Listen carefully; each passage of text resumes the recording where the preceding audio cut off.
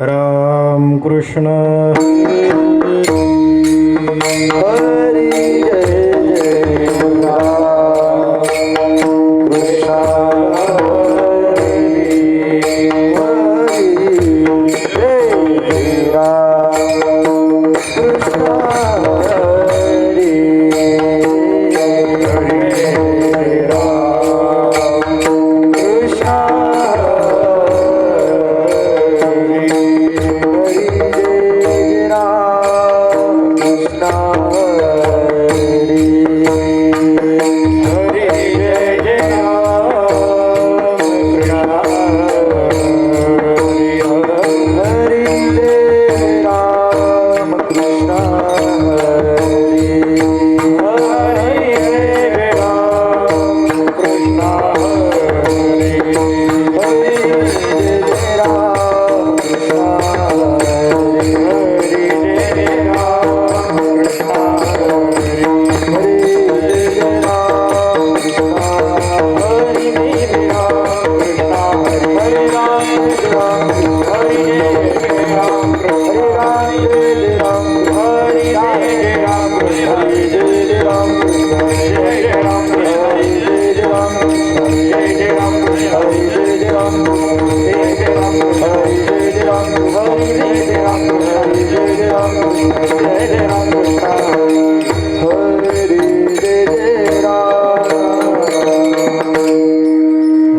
श्री विठ्ठल श्री विठ्ठल रूप पाहता लोचने रूप पाहता लोचने रूप पाहता लोचने रूप पाहता लोचने रूप पाहता लोचने रूप पाहता लोचने लोचने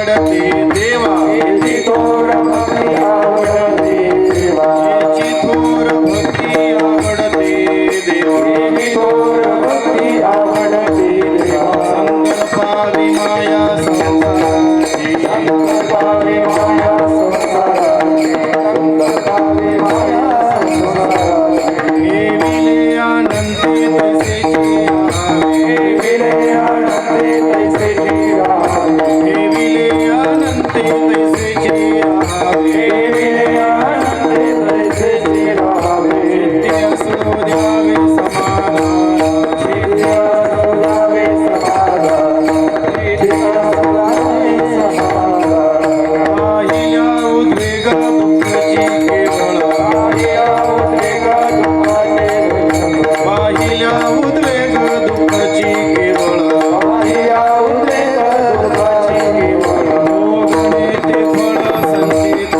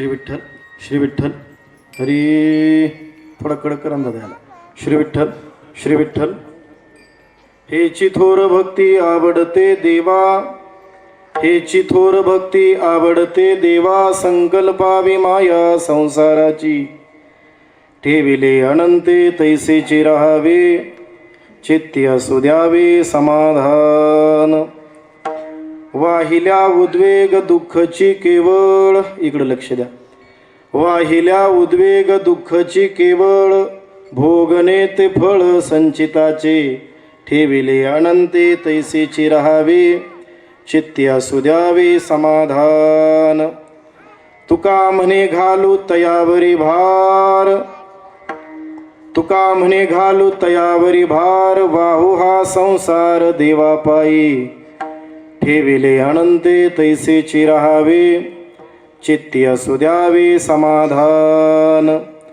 समचरण सरोजम सांद्र नीलांबुदाभम जगननिहित पानिम मण्डनं मण्डनानां तरुण तुलसी माला कंधरम गंजनेत्रम सदय धवलहासं विठ्ठलं चिंतयामि पांडुरंगा करू प्रथम पांडुरंगा करू प्रथम पांडुरंगा करू प्रथम पांडुरंगा करू प्रथम सरे चरण सदा सरे चरण सदा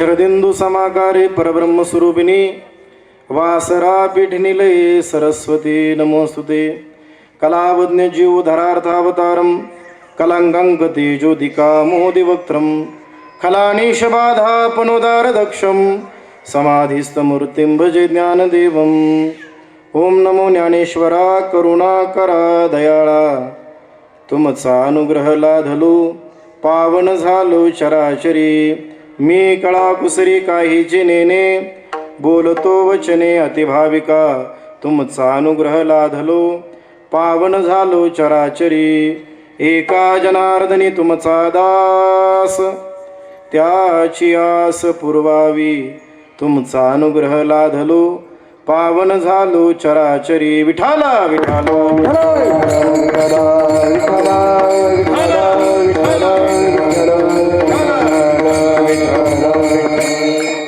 हेची थोर भक्ती आवडते देवा संकल्पावी माया संसाराची ठेविले अनंते तैसेची राहावे चित्ती असू द्यावे समाधान प्रस्तुत प्राप्त प्रसंगी संप्राप्त स्थळी कीर्तनरूपी सेवेकरता अर्थात निरूपणा करता निवडलेला अभंग महान भगवत भक्त देहोनिवासी वैराग्याचे मूर्तिमंत पुतळे वारकरी संप्रदायाच्या संत परंपरेमध्ये कलशस्थानी असे विराजमान असणारे श्रीमंत श्री जगद्गुरु तुकोबाराय यांच्या संपूर्ण विश्वाला चंद्रभागा मातेप्रमाणे पावन आणि पुलकित करणाऱ्या अभंग संहितेतील अर्थात जगद्गुरु तुकोबारायांच्या गाथ्यामधील देवाला आवडणारी भक्ती कोणती त्या भक्तीचं लक्षण जगद्गुरु तुकोबाराय या अभंगामध्ये सांगतायत विठ्ठल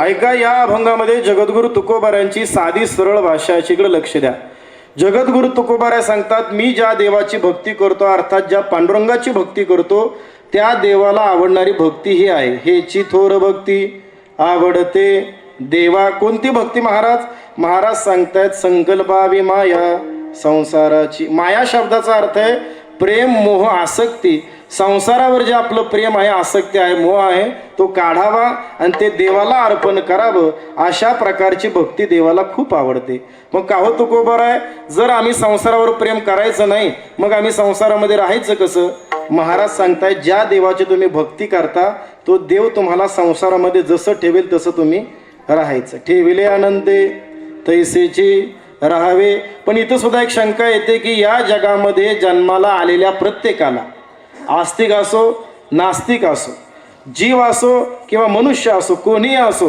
देवाला मानणारा असो किंवा देवाला न मानणारा असो, इथं जन्माला आलेल्या प्रत्येकाला देव जसं ठेवील तसं राहावंच लागते. देव जसं ठेवील तसं, जिथं ठेवील तिथं, आणि जेवढा काळ ठेवील तेवढा काळ प्रत्येकाला राहावं लागतंय. आजपर्यंत असा कोणी मायेचा लाल जन्माला नाही आला की ज्यानं देवाच्या निर्णयाला आव्हान दिले. मग तुम्ही असं विशेष काय सांगता की देव ठेवील तसं राहायचं? महाराज सांगतायत यच्चयावत प्राणीमात्रांना देव जसं ठेवील तसं राहावं लागतं. पण वारकऱ्यानं, साधूनं, भक्तानं देव जसं ठेवील त्या अवस्थेमध्ये, त्या परिस्थितीमध्ये समाधानी चित्तानं राहायचं, हे विशेष आहे. चित्ते असू द्यावे समाधान. पण महाराज या संसारामध्ये प्रत्येक क्षणाक्षणाला नवीन नवीन दुःख अनुभवायला येतात. दररोज येणारा दिवस काही ना काही संकट घेऊन येतो. प्रत्येक दिवसाला येणारे संकट काही काही वेळेला असं वाटतं की अगदी सगळं सोडून निघून जावं. अगदी कधी कधी मृत्यूचाही विचार येतो, आत्महत्या करावी वाटते. अशा वेळेला मनामधलं समाधान कसं काय टिकून ठेवायचं? महाराज सांगतायत जर आलेल्या कोणत्याही प्रसंगानं तुम्ही मनामधलं समाधान जर घालवलं तर तो प्रसंग तुम्हाला उभ्या आयुष्याकरता दुःखच भोगायला लावेल. वाहिल्या उद्वेग दुःखची केवळ. का बरं? आलेला कोणताही प्रसंग देव तुम्हाला देत नाही, ते तुमच्या कर्माचं फळ आहे. आणि कर्माचं फळ ज्याला त्याला ज्याचं त्याचं भोगावं लागतं. देव जरी इथं आला तरी त्याला सुद्धा त्यानं केलेलं कर्म भोगावं लागतं. भोगणे ते फळ संचिताचे. ठीक आहे महाराज, कळाला आम्हाला देवाला कोणती भक्ती आवडते. संसारावरचं प्रेम काढावं, देवाला अर्पण करावं. आपण संसारामध्ये समाधानी मनानं आलेला प्रत्येक प्रसंग आपल्या कर्माचं फळ आहे म्हणून भोगत राहावं, हेही कळालं. पण आता आम्हाला सांगा, आमच्या समोर जो संसार आहे त्या संसाराचं आम्ही करायचं काय? प्रत्येकाला संसार आहे. ब्रह्मचारी असो ना इथं गृहस्थी असो, वानप्रस्थी असो ना इथं संन्यासी असो, प्रत्येकाला संसार आहे. संसार संसार म्हणजे बायका पोर याला संसार म्हणतात असं नाही. हा शरीर, हे शरीर हाच मोठा संसार आहे. याचं काय करायचं? जगद्गुरु तुकोबाराय सांगतात, त्या संसाराला ज्या देवानं निर्माण केले तो देव त्याला सांभाळण्याकरता समर्थ आहे. आपण उगाच मी करतोय आणि माझ्यामुळं होतोय हा अहंकार अंगावरती घेऊ नये. हा अहंकार बाजूला ठेवावा आणि त्या संसाराचा भार त्या देवाच्या पायावरती घालावा. तुका म्हणे घालू तयावरी भार, वाहू हा संसार देवापै. आपण मात्र ठेवेले अनंते तैसेची राहावे, चित्ती असू द्यावे समाधान. असा या अभंगाचा सरळ सरळ भावार्थ आहे. विठाला विठाला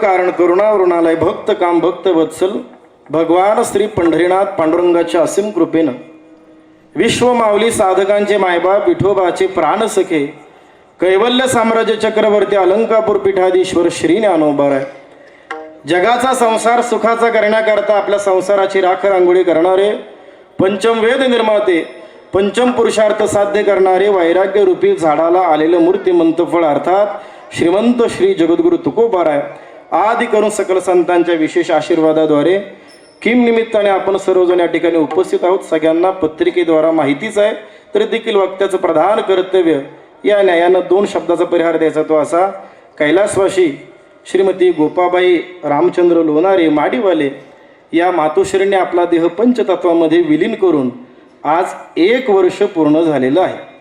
आपल्या हिंदू सनातन परंपरेनुसार एखादी व्यक्ती गेल्यानंतर त्या व्यक्तीच्या मागे जे त्याचे अनुज आहेत, वंशज आहेत, त्या वंशजांनी अनुजांनी त्या व्यक्तीला काही देणं लागतं. त्या व्यक्तीचा गेल्यानंतरचा काही विधी करायला सांगितलेला आहे. मग तो अंत्यविधी असेल, दशक्रियाविधी असेल, 13वा विधी असेल, महिन्याभरानंतर 4 महिन्यानंतर चौद भरणी असेल आणि वर्षभरानंतर वर्ष श्राद्ध, ज्याला आपण पुण्यस्मरण असं म्हणतो.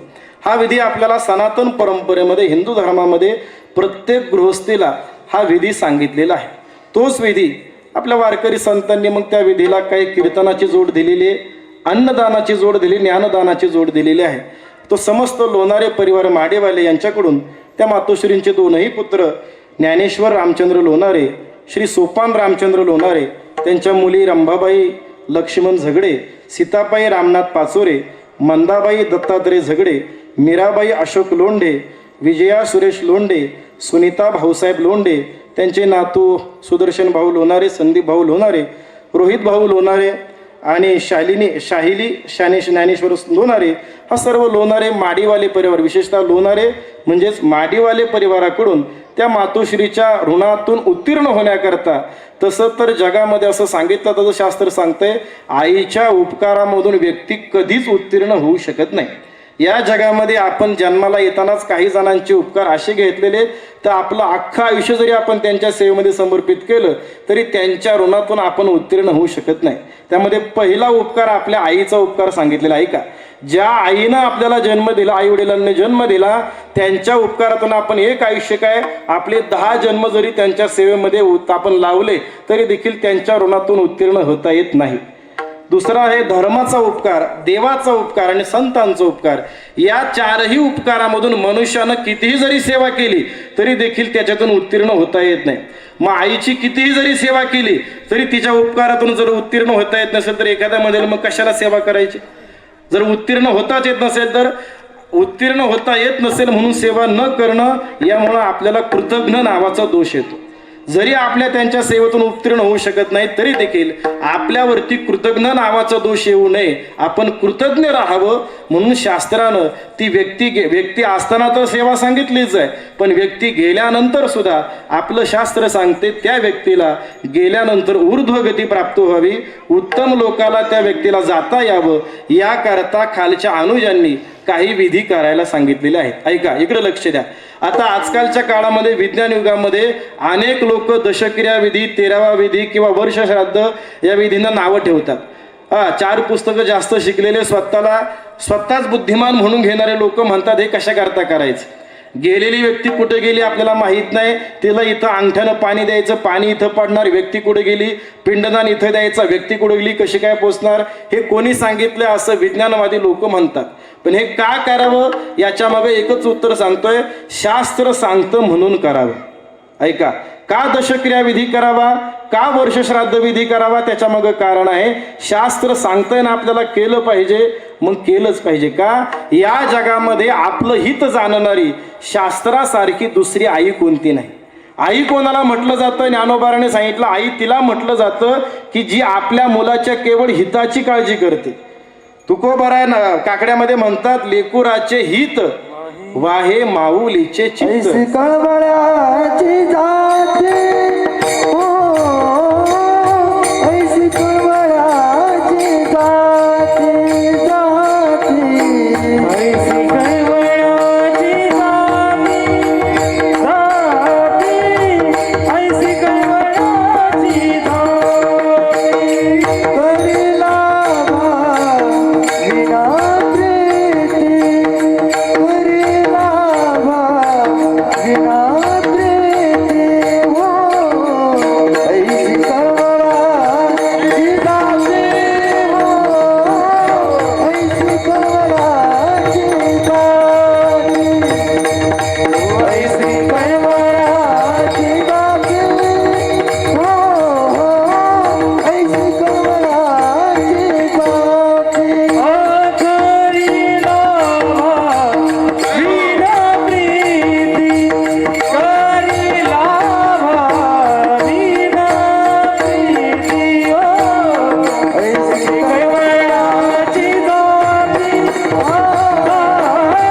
ऐसी कळवळाची जाते हो ऐसी कळवळाची जाते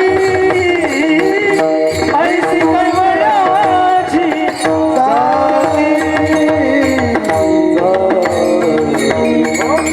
आईचं विशेषत्व सांगताना जगद्गुरु तुकोबारा म्हणतात, ऐसी कळवळ्याची जाती करी लाभाविन प्रीती. प्रेम जगामध्ये मिळतं असं नाही, मिळत नाही असं नाही, मिळतं, पण लाभाशिवाय स्वार्थाशिवाय प्रेम फक्त आईचं प्रेम आहे. बाकी जगाचं प्रेम पुढे येणार आहे विषय, बाकीचं जगाचं प्रेम स्वार्थासाठी आहे, काहीतरी मिळावं या उद्देशाने. पण आईचं एक मात्र प्रेम असं आहे की ज्याच्यामध्ये काही मिळावं ही अपेक्षा नाही, फक्त देणं आहे, ज्याच्यामध्ये काही मिळावं ही अपेक्षा नाही. तसं प्रेम शास्त्राचं आपल्यावरती आहे. म्हणून ज्ञानोबारा म्हणतात, पै अहितापासून काढी ती हित देऊनी वाढवी ती नाही गा श्रुती पुरवती माऊली जगा. आईला शास्त्राला माऊली म्हटलंय का? कारण शास्त्र आपलं हित जाणते. शास्त्र म्हणेल ते सांडावे, ते राज्यही तृण मानावे, जे घेववी ते न म्हणावे विषय विरू. शास्त्र सांगते आपण गेलेल्या व्यक्तीविषयी कृतज्ञता पाळण्याकरता त्या व्यक्तीचा वर्षभरानंतर वर्षश्राद्ध विधी केला पाहिजे, म्हणून आपण करावं. गृहस्थी व्यक्तीनं साधारणतः 3 देवता प्रसन्न ठेवावे. ऐका, कोणत्याही गृहस्थी व्यक्तीने आपलं घर समाधानी राहावं याकरता पहिली ग्रामदेवता, दुसरी कुलदेवता आणि तिसरी आपली पितृदेवता, या 3 देवता संतुष्ट ठेवाव्या लागतात. मग ग्रामदेवतेचा वर्षभराचा काय एखादा उत्सव असेल, कोणाचं काळ भैरवनाथ असेल, म्हातोबा असेल, जे ज्याचं जे असेल ते देवतेचं तो उत्सव आपल्याला करावा लागतो. त्यानंतर दुसरा आहे कुलदेवता, कोणाची खंडोबा असेल, कोणाची तुळजाभवानी असेल, प्रत्येकाच्या वेगवेगळ्या त्या देवतेचं जागरण गोंधळ काय असेल ते आपल्याला वर्षभरातून एकदा करावं लागतं. आणि तिसरी आहे पितृदेवता. पितृदेवता म्हणजे आपल्या घरामध्ये आतापर्यंत जे जे लोक गेलेले आहेत त्या लोकांपासून ते ब्रह्मदेवापर्यंत हे सगळे आपले पितर आहेत. त्या पितरांच्या संतुष्टीकरता आपल्याला त्यांचे काही वर्षभरातून मग आपल्याला भाद्रपद महिन्यामध्ये पितृ पंधरावडा येतो, त्यावेळेला नैवेद्य किंवा ती व्यक्ती गेलेली तिथी जर आपल्याला माहीत असेल, जसं या घराला या मातोश्रीची गेलेली तिथी आजची तिथी, आजच्या तिथीला नैमित्तिक तिथी म्हटलेले, या दिवशी त्या व्यक्तीकरता त्या व्यक्तीला गृहीत धरून जे काही ज्ञानदान असेल, अन्नदान असेल, पिंडदान असेल, या सगळ्याचं पुण्य त्या व्यक्तीला वरती उपयोगाला पडतं. विठ्ठल विठ्ठल.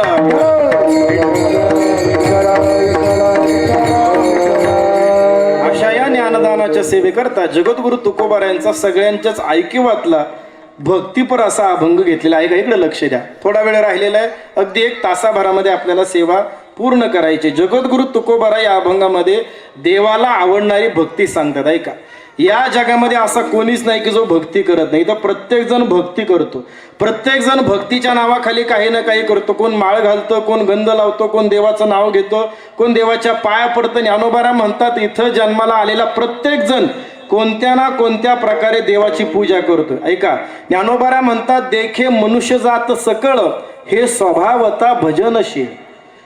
मग ज्ञानोबारा म्हणतात देवाला न मानणारा नास्तिक सुद्धा देवाची भक्ती करतो. कशी काय? देवाची भक्ती म्हणजे केवळ मूर्ती स्थापन करून त्याला आंघोळ घालणं, याला भक्ती नाही म्हणत. ज्याच्या त्याच्या वाट्याला आलेलं काम ज्यानं त्यानं प्रामाणिकपणे पार पाडणं ही देवाची पूजा आहे. ज्ञानोबारांनी 18व्या अध्यायामध्ये सांगितलं, तया सर्वात्मका ईश्वरा स्वकर्म कुसुमांची वीरा, पूजा केली होय अपारा तोषा लागी, आले भागा ते करीतो तुझे नाम उच्चारित. तुकोबारा म्हणतात प्रत्येकाच्या वाट्याला आलेलं काम ज्यानं त्यानं पार पाडणं ही देवाची सर्वोत्तम पूजा आहे. एखादी गृहिणी असेल तिनं घर सांभाळणं, ते घर सांभाळणं म्हणजे ज्ञानोबारा म्हणतात ती देवाची पूजा आहे. एखाद्या शेतकऱ्याने शेती करणं, ती शेती म्हणजे देवाची पूजा आहे. एखाद्या शिक्षकानं विद्यार्थी घडवणं, ते त्या शिक्षकानं केलेली देवाची पूजा आहे. प्रत्येक जण देवाची भक्ती करतोय. पण मला सांगा, भक्ती भक्ती म्हणजे नेमकं आपल्याला कळलंय का काय? नेमकं भक्ती या शब्दाकडे आपण जर पाहिलं तर भक्ती हा शब्द नेमका स्त्रीलिंगी का पुल्लिंगी हो? उत्तर द्या. भक्ती शब्द स्त्रीलिंगी का पुल्लिंगी? आपण भक्तीला ती भक्ती म्हणतो का तो भक्ती म्हणतो? ती भक्ती. म्हणजे भक्ती हा शब्द स्त्रीलिंगी. का बरं स्त्रीलिंगी? कधी विचार केलाय का? त्याचं कारण असं, एखाद्या स्त्रीला जेवढ्या लवकर भक्ती करता येते तेवढ्या लवकर पुरुषाला करता येत नाही. एखाद्या स्त्रीच्या अंतःकरणामध्ये जेवढ्या लवकर भक्ती विकसित होते तेवढ्या लवकर पुरुषाच्या अंतःकरणामध्ये होत नाही. कारण भक्ती करण्याकरता अंतःकरण मार्दव लागतं, कोमल लागतं. पुरुषाच्या मानानं स्त्रीचं अंतःकरण अधिक कोमल असतं, मार्दव असतं. त्या मानानं पुरुषाचं अंतःकरण कठोर आणि अहंकारी असतं. भक्ती करायची म्हणजे काय? आपल्या मनामध्ये अंतःकरणामध्ये देवाकरता पाझर फुटावा लागतो, आणि तो देवाकरताच असावा लागतो. मधुसूदन सरस्वतींनी सांगितलं, धृतस्य भगवत धर्मान धारावाही कथांगता सर्वेशो मनसो वृत्तीर भक्तिरित्य भिधी येते, अखंड खंडेना जीवन रामकृष्ण नारायण. जसं एखादं पाणी खाली ओघायला लागतं तशी आपल्या अंतःकरणातला प्रभाव फक्त देवाकडे जावा, हे फक्त स्त्रीला लवकर जमतं, पुरुषाला जमत नाही. कसं काय? त्यामुळं ज्या ज्या ठिकाणी भक्तीचं उदाहरण, प्रेमाचं उदाहरण द्यायचं झालं तिथे तिथं संतांनी आईचं उदाहरण दिलं. आता प्रमाण ऐकलं आपण. प्रेम कोणासारखं? आईसारखं. का? आई ही स्त्री आहे. स्त्रीला जेवढ्या लवकर भक्ती करता येते तेवढ्या लवकर पुरुषाला करता येत नाही. बुवा विठ्ठल विठ्ठल.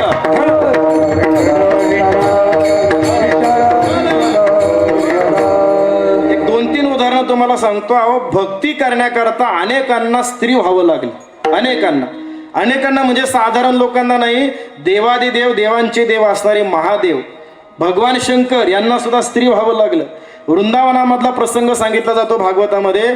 भगवान कृष्णांनी हजारो गोपिकांना एकत्रित केलं. ऐका, हजारो गोपिकांना एकत्रित केलं का? रासक्रीडा खेळण्याकरता. ज्या ठिकाणी देवांना एकत्रित केलं ते ठिकाण आहे निधिवन नावाचं. त्या निधिवनामध्ये भगवंतानं शरद पौर्णिमेची रात्र, ज्याला आपण कोजागिरी पौर्णिमा म्हणतो, त्या कोजागिरी पौर्णिमेला हजारो गोपिका एकत्रित केल्या आणि भगवान कृष्ण त्यांच्याबरोबर आता रास करायला सुरुवात करणार. ही बातमी कळाली देवांचे देव महादेवांना वाटलं एवढा मोठा भक्तीचा सोहळा चालू आहे आणि मी इकडं थांबावं. महादेवांना पटलं नाही. महादेव म्हणले मी स्वतः तिथं जाणार. स्वतः महादेव म्हणले ऐसा सांडणी सोहळा मी का पडेन निराळा. स्वतः महादेव आपला कैलास पर्वत सोडून आपली साधना सोडून वृंदावनामध्ये आले.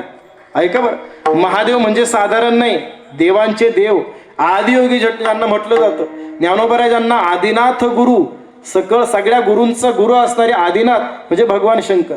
बरं, तपश्चर्या करणाऱ्यामध्ये महादेवाचा हात कोणी धरू शकत नाही. ज्ञानोबाराने सांगितलं या जगामध्ये सर्वोत्कृष्ट तपश्चर्या करणारे कोण? महादेव. करिता तापसाची कडसनी कवन जवळा ठेवी जे शूळपाणी. अहो, तपश्चर्या करण्याकरता आपलं सगळं ऐश्वर भगवान विष्णूला देऊन टाकलं आणि स्वतः स्मशानामध्ये राहायला लागले. इतकं मोठं दातृत्व कशा करता? तपश्चर्ये करता. पण त्या महादेवांनी कैलास पर्वत सोडला, आपलं साधना बाजूला ठेवली, त्या गोकुळामध्ये वृंदावनामध्ये आले. आता निधिवनामध्ये प्रवेश करणार. तो निधिवनाच्या द्वारावरती द्वारपाल उभी होती, ललिता नावाची गोपिका. ती गोपिका तिथं आडवत होती, कोण आतमध्ये जाणार आणि कोण नाही जाणार हे ठरवण्याकरता उभी होती. ते महादेव आलेले पाहिले आणि तिनं महादेवांना अडवलं. महादेव म्हणले मला का अडवलं? तिने सांगितलं तुम्ही आतमध्ये जाऊ शकत नाही. महादेव म्हणले का जाऊ शकत नाही? या आनंदाकरता मी माझा कैलास पर्वत सोडून आले. बरं, माझी तपश्चर्या सोडून आले, का जाऊ शकत नाही? त्यानं सांगितलं बाकी काही कारण नाही, एकच कारण आहे. आतमध्ये हजारो गोपिका आहेत, हजारो स्त्री आहेत, पण त्या गोपिकांबरोबर रास करणारा पुरुष कोण आहे? फक्त कृष्ण आहे. तुम्ही पुरुष वेशामध्ये आलेला आहात ना, म्हणून तुम्हाला आतमध्ये जाता येणार नाही. महादेव काकुळतीला आले, म्हणलं अगं ललिते काहीतरी उपाय असेल ना, काही सांग ना, मी काही करायला तयार आहे. ललिता म्हणली काही करायला तयार आहेत ना? जास्त काही करायची गरज नाही, फक्त एक काम करा. काय? तुमचा पुरुषी अहंकार तेवढा बाजूला ठेवा. म्हणजे स्त्रीपेक्षा पुरुषामध्ये अहंकार नावाची गोष्ट जास्त असते. तुम्हाला बोलत नाही बरं, तुमच्याकडूनच कबूल करून घेतो. एखाद्या कीर्तनामध्ये कीर्तनकारानं संतांचं देवाचं नाव सोडून आपलं नाव घ्यावं असं स्त्रियांना जास्त वाटतं का पुरुषांना? कोणाला वाटतं? पुरुष म्हणतात बरं, मी म्हणत नाही. पुरुषांना म्हणजे सगळेच येतात असं नाही, पण शक्यतो आपल्या नावाचा अभिमान जास्त पुरुषांना असतो. महादेवांना सांगितलं तुम्ही जवळच गोपी नावाचा तलाव आहे, तिथं जाऊन आंघोळ करा. आंघोळ केल्यानंतर ही कपडे घालू नका. काय करा? साडी घाला, चोळी घाला, बांगडी घाला, मग तुम्हाला आतमध्ये प्रवेश मिळेल. महादेवांनी त्या गोपी तलावामध्ये स्नान केलं, साडी घातली, बांगडी घातली, चोळी घातली, मग महादेवांना आतमध्ये प्रवेश मिळाला. ते म्हणाल महाराज काही काय सांगताय? काही नाही सांगत. आजही आपण वृंदावनामध्ये गेलो ना, तिथं गोपेश्वर नावाचं मंदिर आहे. महादेवानं गोपीचं रूप धारण केलं पण नाव पडले गोपेश्वर महादेव. बरं, सगळ्या जगामध्ये महादेवाला आरती करताना, पूजा करताना काय वाहिलं जातं? भस्म, बेल वाहायला जातो. पण एकमेव मंदिर असं आहे की जिथं आजही आपण दर्शनाला गेलो की आपल्याला साडी चोळी घेऊन जावं लागतं. का? महादेवाला सुद्धा भक्तीचा आनंद घेण्याकरता गोपी व्हावं लागलं, स्त्री व्हावं लागलं, म्हणून भक्ती हा शब्द स्त्रीलिंगी आहे. विठ्ठल विठ्ठल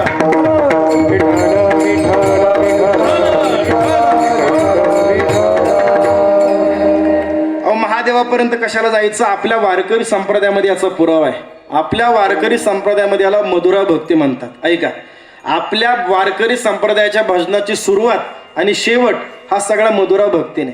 आपल्या भजनाचा सुरुवात संदीप महाराज कोणत्या अभंगाने होते? रूप पाहता लोचनी सुख झाले हो साजनी. मला सांगा, हा अभंग लिहिणारे ज्ञानोबार आहे, पुरुष आहेत का स्त्री आहेत? ज्ञानोबारा काय पुरुष, पण या अभंगातली भाषा जर पाहिली ना तर त्या भाषेवरून ज्ञानोबारा पुरुष नाही वाटत. काय म्हणतात ज्ञानोबारा? ए सखी ए साजनी, त्या विठ्ठलाला पाहिलं मला सुख झालं ग. आता ही भाषा स्त्रीची आहे का पुरुषाची आहे? भाषा कोणाची?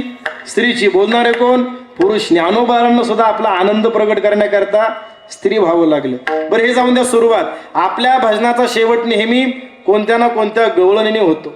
कोणतीही गवळण घ्या, अगदी याती कुळ माझे गेले हरपुनी हरिणे माझे हरिले चित्त कान्हया रे जगजेठी.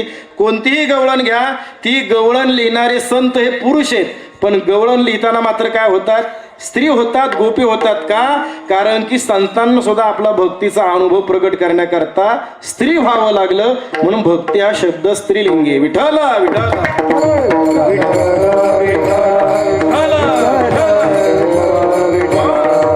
म्हणून नारद महर्षींनी भक्तिसूत्राची रचना केली. नारदांना विचारला, हो भक्ती तुम्ही सांगितली, पण भक्ती कोणासारखी करायची? कोणाचा तरी आदर्श म्हणून नाव सांगितलं पाहिजे ना, की ज्याच्याकडे पाहून आम्ही भक्ती करायची.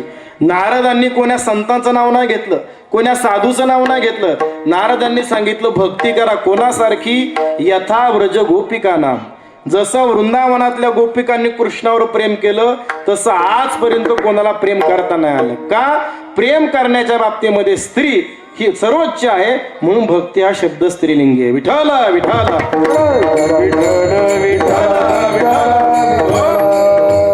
मी भक्ती या शब्दावरती बोलतोय. तुकोबाऱ्या भक्ती सांगतायत आणि परत तुकोबाऱ्या पुढे जाऊन म्हणतात की ही भक्ती देवाला आवडते. का हो महाराज, जर देवाला भक्ती आवडते तर देवाला बाकीची साधनं आवडत नाही का? इकडे लक्ष द्या. बाकीची साधनं सांगणारे कोण? देवच आहे. भगवंतानं सगळी साधनं सांगितली, बाकीची सगळी साधनं देवाला प्राप्त करून घेण्याकरताच आहे. कर्म कोणी सांगितलं? देवानंच सांगितलं गीतेमध्ये. योग कोणी सांगितला? देवानंच 6व्या अध्यायामध्ये सांगितला. ज्ञान कोणी सांगितलं? 4थ्या अध्यायामध्ये देवानंच सांगितलं. नाही ज्ञानेन सदृशम पवित्र मिह विद्यते. ज्ञान सगळ्यात पवित्र देवानंच सांगितलं. मग देव म्हणतोय मला भक्ती आवडते, बाकीची साधनं आवडत नाही का? बाकीची साधनं सोडून देवाला भक्ती का बरं आवडते? एका वाक्यामध्ये उत्तर सांगतो, ऐका. इकडे लक्ष द्या. कर्म साधन श्रेष्ठ आहे, पण कर्म साधन करणाऱ्या साधकाला घरदार सोडावं लागतं, कर्म करत राहावं लागतं, मग देवापर्यंत तो पोहोचतो. इकडे लक्ष द्या. ज्ञान साधन सोपं आहे, पण ज्ञान मार्गाने निघालेल्या साधकाला जिज्ञासूला स्वतःहून घरदार सोडावं लागतं, गुरूंकडे जावं लागतं, वैराग्यादी समाधी षटक स्वतः प्राप्त करून मग त्याला देवापर्यंत पोहोचावं लागतं. योग करणाऱ्याला सुद्धा घरी बसून योग नाही करतायत. घरदार सोडून वनामध्ये जाऊन झाडाची पानं फुलं खाऊन मग त्याला योग करावा लागतो. ही सगळी साधनं करणाऱ्या साधकाला घरदार सोडावं लागतं. पण भक्ती हे साधन असे की भक्ती करणाऱ्या भक्ताला, त्या वारकऱ्याला, त्या साधूला घरदार सोडावं लागत नाही, त्याला देवापर्यंत जावं लागत नाही. देव स्वतःहून त्याच्याकडे येतो, नवे त्याच्या घरी येतो. देव स्वतःहून त्या भक्ताकडे येतो. हे भक्तीचं सामर्थ्य आहे. सुखे येतो घरा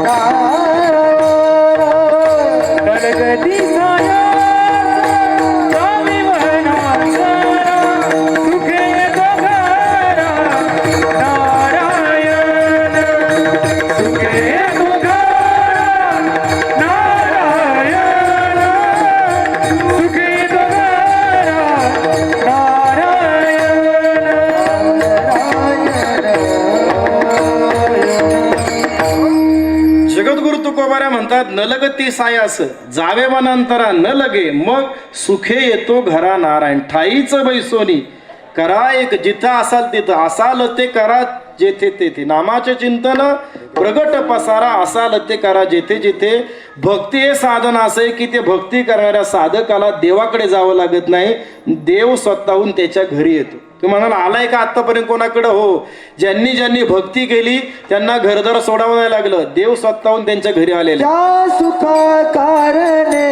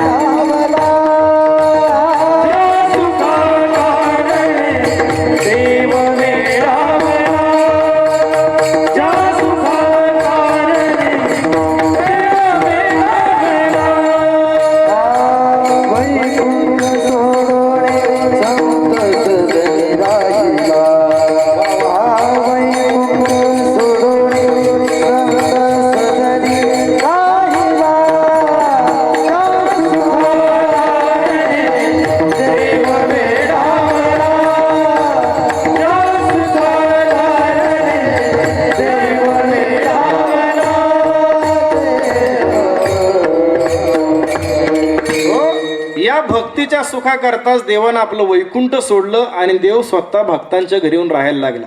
हरिपाठातलं प्रमाण सगळ्यांच्या पाठातले ज्ञानदेव म्हणे व्यासाची या खुना आणि द्वारकेचा राणा पांडवा घरी. अहो द्वारकेच्या राण्याची द्वारका काय साधारण नव्हती, संपूर्ण शुद्ध कशी सोन्याची द्वारका होती. पण तो द्वारकेचा राणा द्वारकेला न राहता पांडव ज्या ठिकाणी वल्कले धारण करून झोपडीमध्ये राहत होते त्या झोपडी